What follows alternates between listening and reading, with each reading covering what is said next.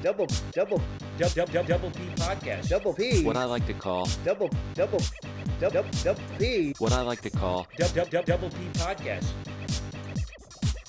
Welcome to the Double P Podcast Network's continuing coverage of American Gods, Season 1 on Starz. Wow, continuing. My name is Bubba. You can find me on Twitter at FitandTrim. That's FITTENTRIM. At FitandTrim on Twitter. And I'm Catfish. You can hit me up at CJGman67 on Twitter. We love to get feedback on our podcast. There has been a very vocal majority of listeners to the American God podcast who have responded to us.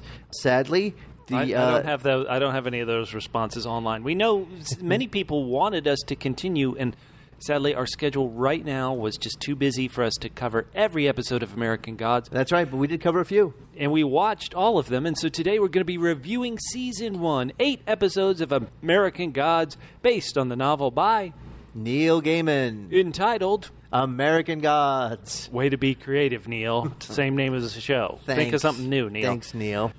When we talked about coverage of the first episode, which was entitled The Bone Orchard, and the second episode entitled The Secret of Spoons, one of the things we didn't get too deep into was I never knew why an episode was called The Bone Orchard, and I don't really remember why that second one was called The Secret of Spoons.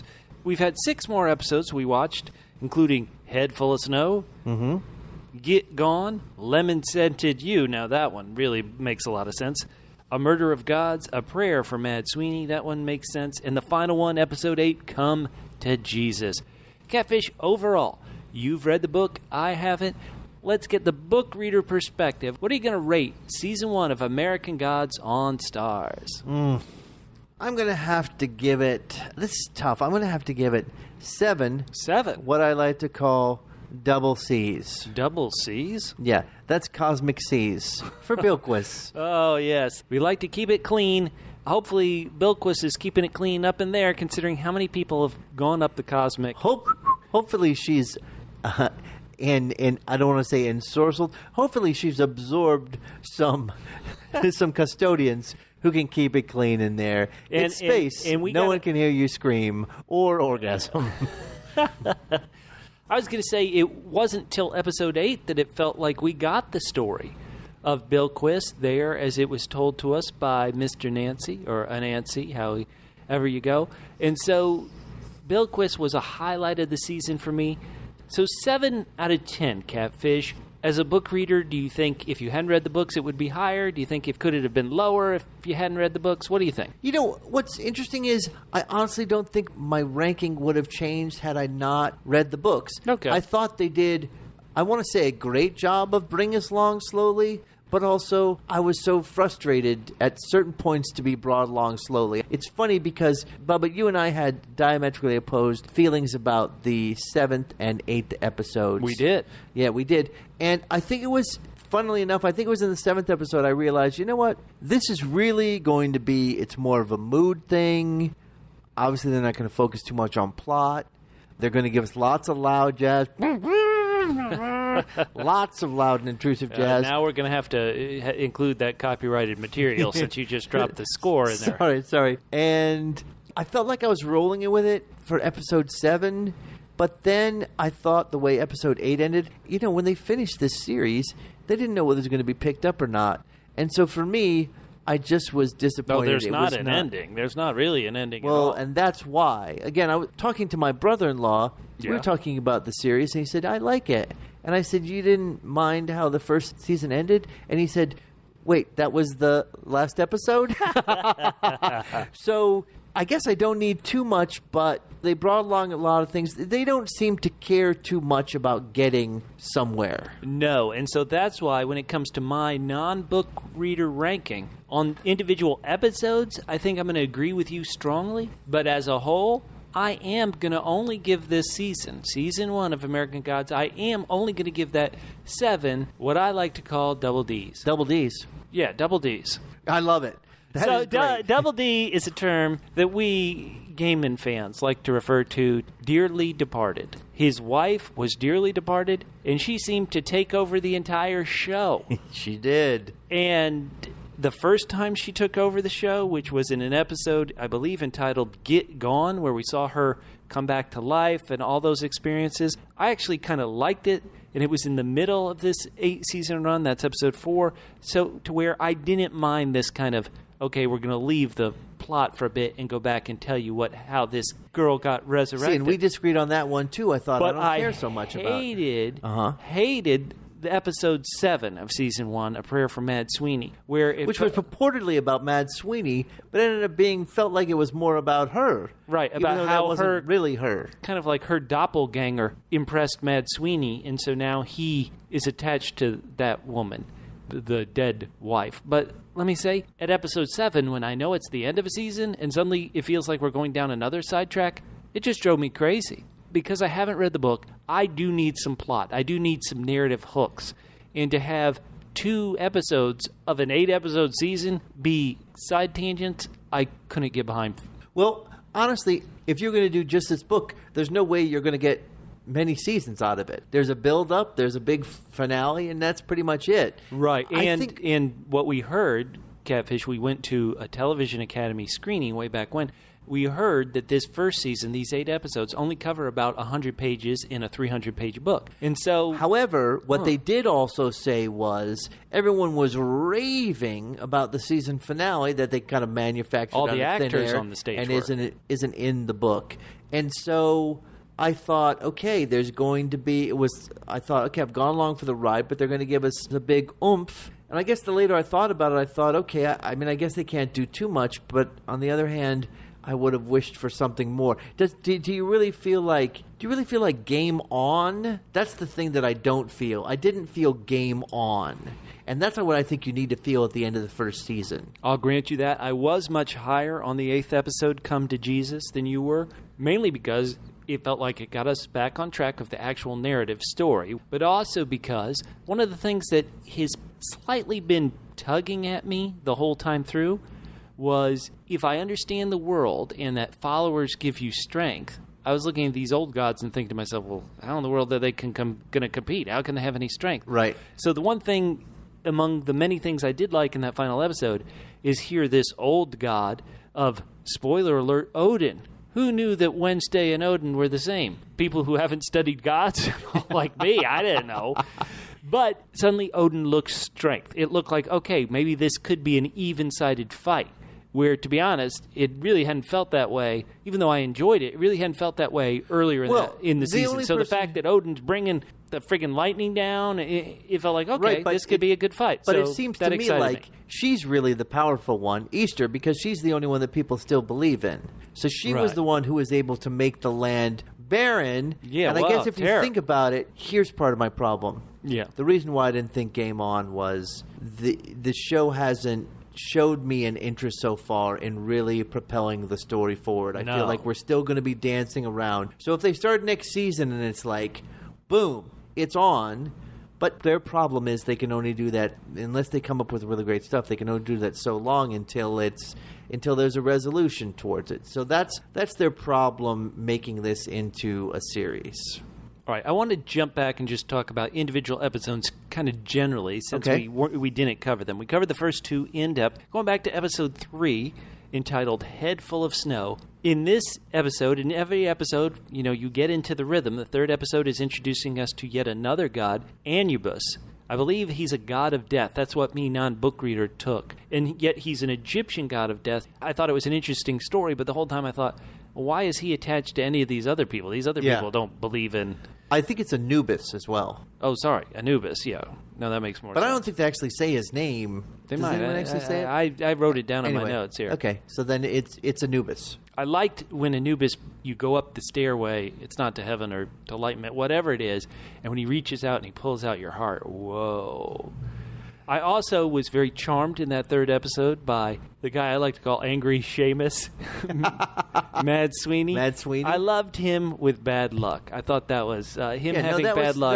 That was we a love cool that bit. actor, Pablo Schreiber. Yeah. Really good. And in the 3rd episode, for those of us who are huge Ian McShane fans from his work in previous things like Deadwood, I thought in the 3rd episode they finally allowed Ian McShane his character, Mr. Wednesday, to really come alive, really get some charm to him. Yeah, it's funny that he didn't, previous to that, and I still feel like throughout the first season, because they were doing so much for everybody else, I didn't really feel like we got the full brunt of Ian McShane's acting ability.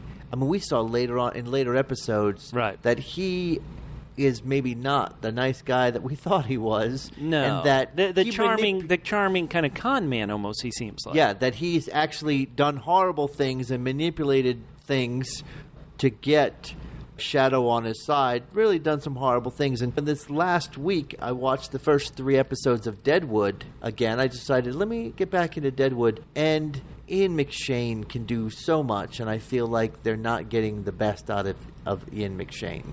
I agree with that. But in this episode, let me remind our viewers what happened in this episode 3, Head Full of Snow. Shadow questions his employment when Mr. Wednesday informs him of his plans to rob a bank. And, of course, they had the bank robbery. We also had the infamous Checkers conclusion. Well, that was a fun bit, too, because it was Shadow... Think snow. Think right. They said, Shadow, think snow, and he's like, you can stop thinking now. There's so much snow. Right. So there has been an inkling in this first season that Shadow is more than just a guy. Oh, I still don't understand it. Because Odin has pulled strings to get him on his side. Oh yeah, he seems to be very important to him, but as a non-book reader, I still have no idea why. I feel like this is the first season. We should know why. I think in the end, this show might be satisfying to watch. That's a great call. All together. Mm-hmm. Not just one season, but binge watch it over like a 3-week period where you can get all those questions answered for you, because they're deliberately holding back things to extend this. I enjoy it. I just am frustrated. I wish there was more there.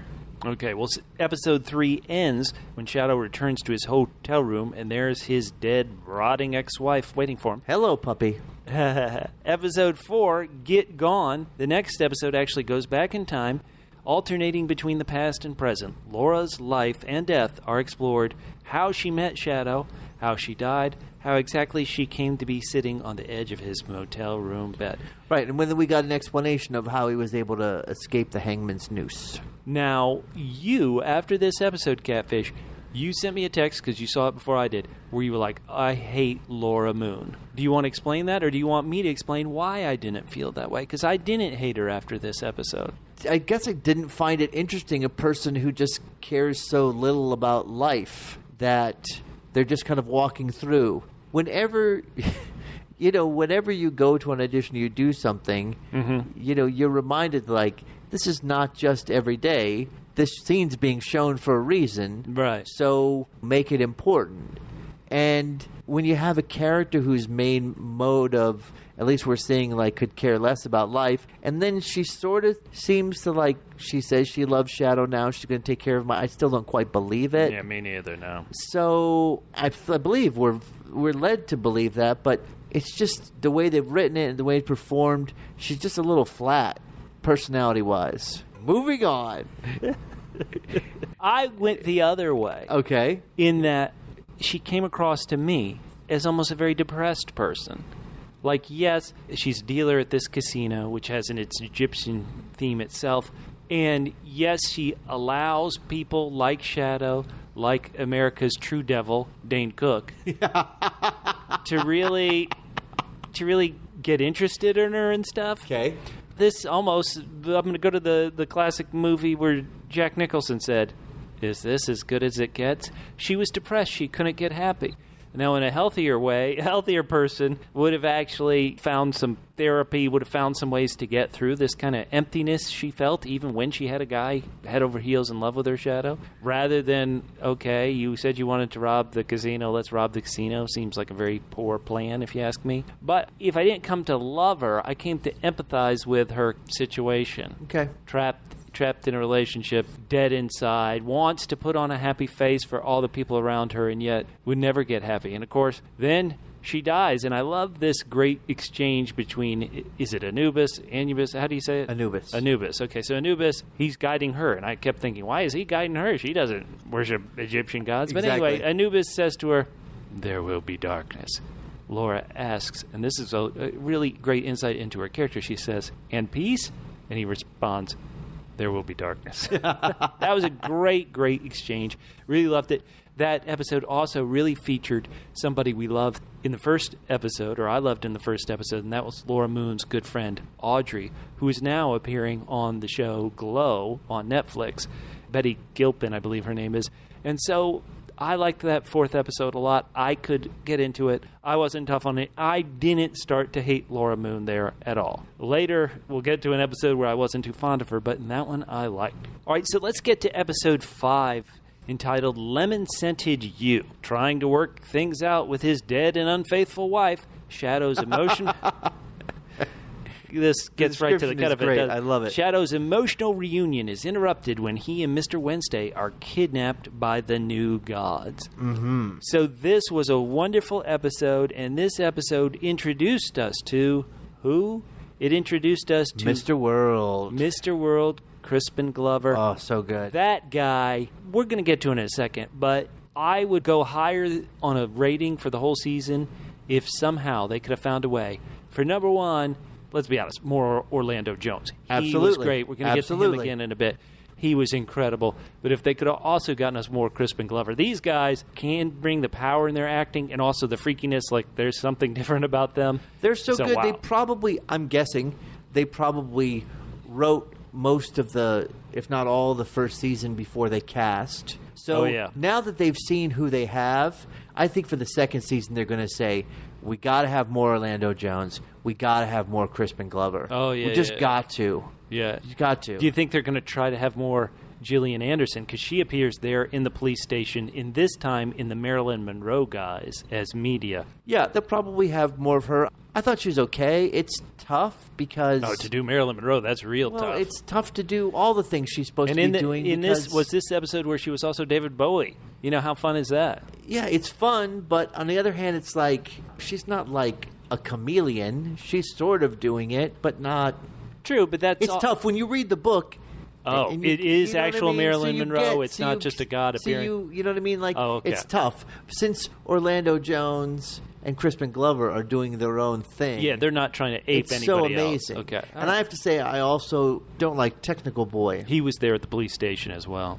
Yeah, I mean, just as a character, I just think it's so... Orlando Jones and Crispin Glover are so rich. You gotta have more of them. Now, the one thing, maybe this ties into the end about how I was talking about, I thought, how can the old gods, how can they compete in any way? This scene in the police station, number one, I loved it because it featured Crispin Glover, but it also showed how powerful these new gods were. And I didn't understand, and I forget if this was Technical Boy's point or not, why didn't the new gods just say, okay, enough of you? Why didn't they just say, we've got you handcuffed here to this table, screw you, we can take you out, we see how easily we got you arrested. And that was one thing I loved that they set up. Right, they had that female police officer who was like, to Shadow, I don't understand what's going on, but you have to know, the people who allowed us to bring you in, they have some scary powers. Right. That was cool.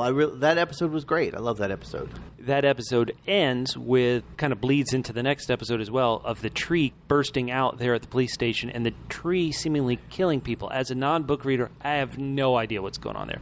These visuals are incredible. I guess I don't mind that I don't know so much about this tree or the infamous buffalo with flame eyes yet, but visually, just absolutely incredible. This is taking us to episode 6, A Murder of Gods. On the run after the new gods show a force, Shadow and Mr. Wednesday seek safe haven with one of Wednesday's oldest friends, Vulcan, god of fire and the forge. This episode, I believe, also introduced us to, and I'm going to mess up these gods. Who are the gods in the cab? Well, the gods in the cabs aren't they, isn't he an Ifrit, just a genie? Oh, right, a genie. Yeah, sorry, that's it. And it also featured some more adult content. Oh, you gotta love the adult content. Between two male guys in a cab that they met in a cab, and then boom, Schlong City. So, what did you think about this episode? Once again, maybe because this episode saw Shadow seeing what the tree had done, and Shadow still driving me crazy as a lead character, not saying, now wait a minute, what? Why is this tree doing this? Here's my concern. I was excited by Corbin Burnson as Vulcan. Oh, and they got rid of him quick. Boom. It's so sad. They came up with a great idea. And this is not in the books, correct? Right. That he was reimagined, that the new gods were able to give him new power. He was reimagined as firepower, as guns, as bullets. And I thought, this is so smart and so brilliant. And I don't know why they tied themselves into the corner to say, like, we got rid of him. Maybe they didn't get rid of him. Maybe he's not really dead. Oh, I took it they got rid of him. I'm only hoping he's still alive. As someone who didn't read the book, so don't answer this question, but as a non-book reader, I saw this as, well, once again, we got to pad out one book to be multiple seasons. Let's have this little side story, a real clever side story about America's, God help us, obsession with guns, thought it was fun. Why, you're right, why you don't keep the character around so he can be involved in later stuff, I don't know. Or if you need to stretch something out in season 2, season 3, season 4, sure, I don't know. But it really just felt like, okay, let's do this, tell this little tale, and then move on with the actual story. So it was so good, it was so smart, and it was so new for somebody who had read the book. And they've got so much they have to pad out. This isn't going to be like Game of Thrones, where it's like people are going to nitpick. Oh, this character. Yeah, Game of Thrones. They that. can trim this from the book. They can trim this from the series of books. You still have enough story. Well, too much story for enough television seasons. This one you're going to accept. You're going to say, okay, fine. You have the basic characters. Then you kind of mix it up. And I just felt it was a loss to add that character and then get rid of that character. All right, let's go to episode 7-1. Once again, I had a big problem with A Prayer for Mad Sweeney. Her brief reunion with Shadow over far too quickly. Laura turns to an unlikely travel companion to find her way back to life and back to Shadow. Mad Sweeney's long, winding, and often tragic past is explored. I like the idea of this. I love the idea. I love every episode opening by teaching us a new god. This felt like a whole episode teaching us about a new god. Once again, feels like the story is not even really in second gear yet, and they're taking another tangent. So despite things that I enjoyed about it, long story short, this was not the episode for me. Now, this is the episode that made me like Laura Moon. Wow. Even though I don't know, it was her, like you said, it was her doppelganger. Yeah, this character, Essie. I don't know quite why they used her. It's funny because presumably it's the story about Angry McIverson. Angry Seamus Mad Sweeney. Yeah. But the fact that it became between him and her story I thought was so well written. I really just loved it as a self-contained story. I was so interested in it. And in the rest of the episodes, there's so many kind of weird things going on, and sometimes it's hard to figure out what's going on. For a while, we didn't know, like, how did Shadow get out of the noose? Like, right. What's going on? And what are the rules for this world? Amen. Right? In episode 7 seemed so sure-handed. None of that really mattered. All we needed to understand was the basic idea of this series, which is when you believe in a god, you will it into existence and give it powers. And I just found the story so fascinating and so interesting, and I just loved her in this one because she was, even though she was mercurial the way she is kind of set up in the show, she had real feelings and real cares and concerns, and I just loved it. I was like, fine, I don't care if you take me away from the show, that's fine. Right. So I was fine with that one. Okay. I loved it. I thought it was super sweet. Shame on you. I know. I'm sorry. No, I hope everybody loved it. Seamus on me. Yeah. No.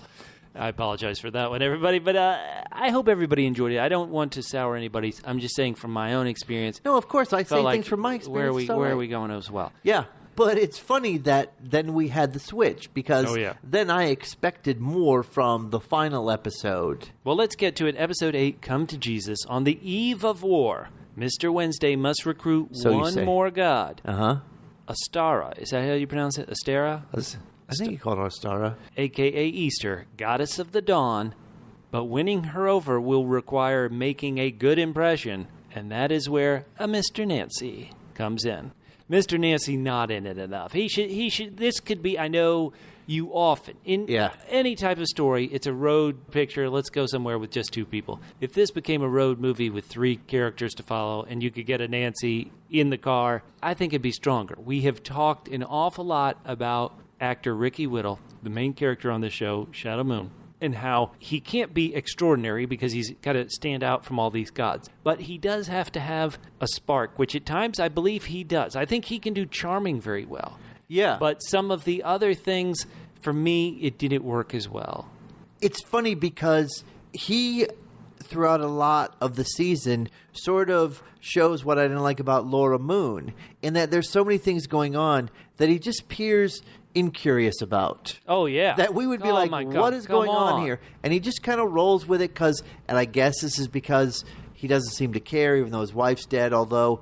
Again, His that's a wife's weird not thing. dead, I mean- He sees his wife, and then he's not like, I need to find her again. He sort of falls for that, well, she left, so she meant to not care. I don't care what happened. Well, she if did my do Dane significant Cook. other came back. Hold on. Dane Cook. Okay, that is unforgivable. Right, that's exactly right. So... It's unforgivable, but if my significant other came back and then went away, I'd still want to track her down. I wouldn't be like, you know what, I'll go with you. I'm your boy, Mr. Wednesday. I don't care about my dead wife who's come back. But they've got to kind of keep them apart. And again, she was not as active in the book as she is here. Okay. I mean, she was sort of helping him, assisting him, but she's got Him her being own... her husband. Yeah. She's got her own storyline here, and True. she's a little bit more corporeal than she is in the books. All right. Well, once again, Ricky Whittle, for me, when he's called to be charming, he can be. Like him being charmed by Easter. I thought, oh, man, Ricky Whittle, so likable. You can see it. Right. And he certainly got the physique to where he should be intimidating. But I don't know if it's because he's against these gods. I don't know if it's because, like you said, Catfish, he's not asking the questions any rational human being would ask. Many people have noted he may be the donut hole around a delicious donut. Well, You can enjoy the donut. Yeah. It's tough to enjoy the hole. I feel like my overriding feeling Yeah. is that, and I'm not going to say that Bryan Fuller, who's had many interesting shows that got cut off early, that he just has the confidence to say, I've got an overarching story. I'm not going to tell it any faster just Okay. because the people who watch it want it to go faster. Right, the people you're making the You know show what I mean? for. They Yeah, almost right. have.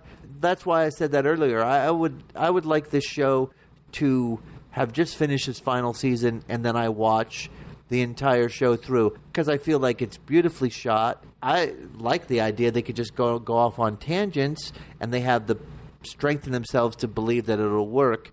I just think that they're ramping up too slowly and ramped up way too slowly for the season finale.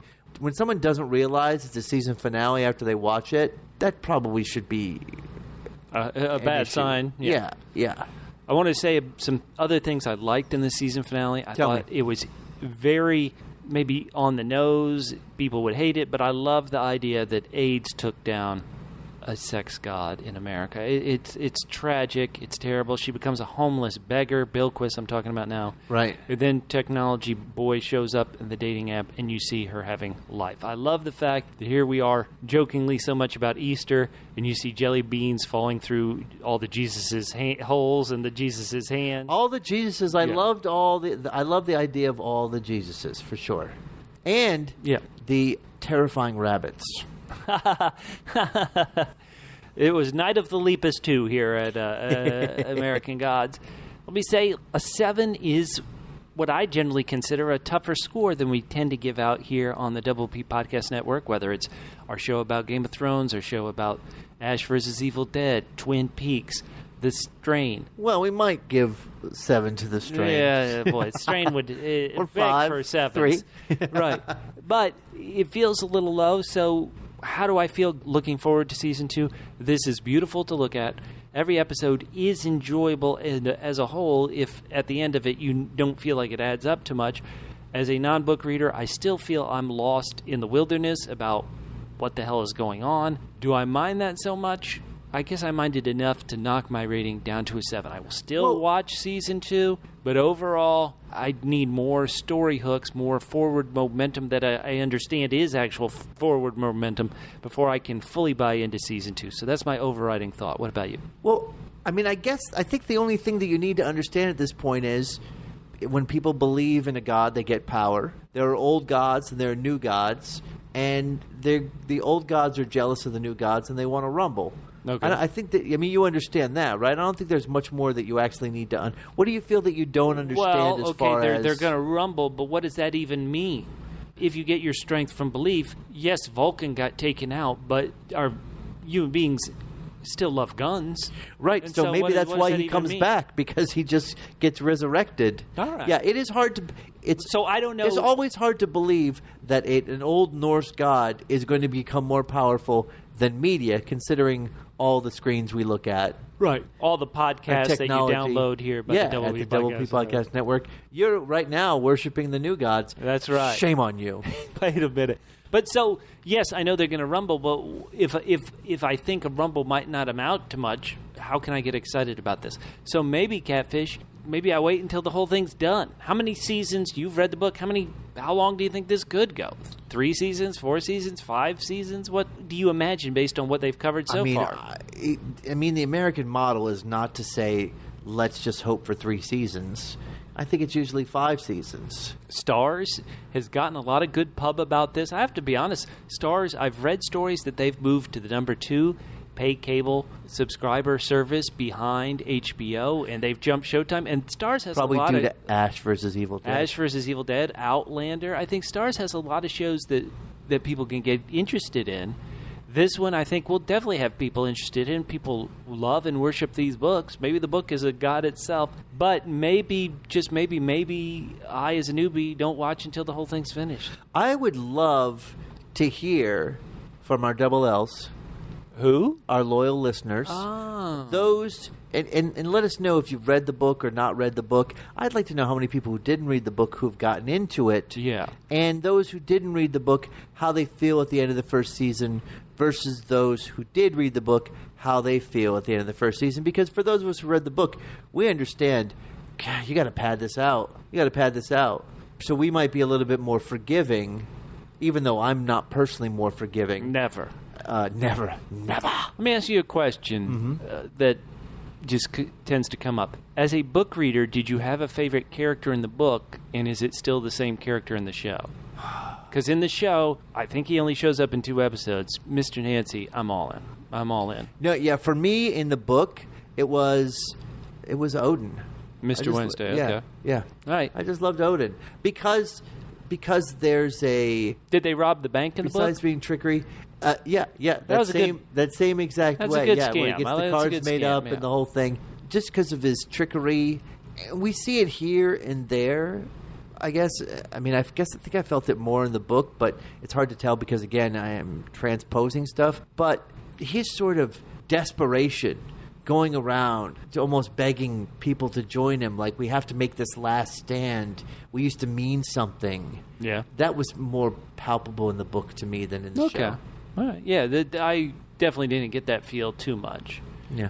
I mean, that being said, in the book, because you're following Shadow, you understand Shadow more than you understand other people. And you get what's happening to him. And it feels he does have his confusion, and you do identify more with him than I do on the show. All right. Maybe because I'm much more handsome than the guy playing, than Ricky Whittle. I just can't identify with him. He's not Can't good. identify with an ugly He's not bastard, good out of look- shape bum He's like not that. good looking enough. All right. But I'm in. I'm all in. I'll keep watching. All right. I can't say why not. As you said, it's beautifully shot. Oh, yeah. You feel like when you're watching this, Yep. that they know what they're doing. Whether you like, and that it's a singular vision. Okay. You're not getting something by committee. You're getting one person's kind of singular vision, and it's just a matter of whether you feel okay with that singular vision. Well, I know the strain ends after this 4th season, so maybe some of Sad. those creators can come help add multiple vision. Now, we mentioned the strain. If you're kind enough to like this podcast, please go to our Facebook page, facebook.com/Double P Podcast. That's the word double, the single letter P, the word podcast, plural. You'll find out about shows we give extensive coverage to. We cover Game of Thrones episode by episode. We do. Ash versus Evil Dead episode by episode. We do. The Strain, Twin Peaks. We've covered. But why do we do We've The covered Strain? We've covered the miniseries Jonathan Strange and Mr. Norrell. Very, very reasonable that we cover the majority of those things. Oh, yeah. But the fact that we cover the strain is beyond me. But it only has... The way you'll find out, listeners, why, is to go to our Facebook page. So that's going to be it. Subscribe to the Double P Podcast if you Please like do. us knuckleheads talking about various media entertainment experiences. My name's Bubba. Once again, you can find me on Twitter at Fit and Trim. That's FITTENTRIM at Fit and Trim on Twitter. And I am Catfish. You can hit me up at CJGman67. Always a warning, beware of the double C. Double C. Double C. Double